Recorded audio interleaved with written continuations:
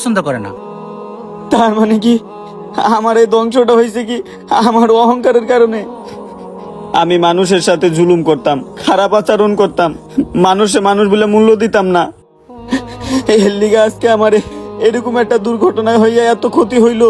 কিন্তু আমার তো একটা সময় অর্থ সম্পদ ছিল, কিভাবে কি হয়ে গেল আমি বলতেই পারি না।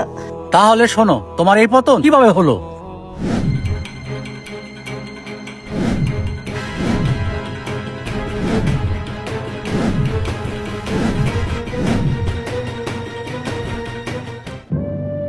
তাহলে এবার বুঝতে পারছো তো, তোমার পতনের কারণ একমাত্র অহংকার।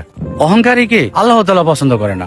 আচ্ছা তাহলে থাকো, আমার একটু জরুরি তাড়া আছে, আমার যেতে হবে। থাকো, হ্যাঁ। এটা আমার সাথে কি হইলো?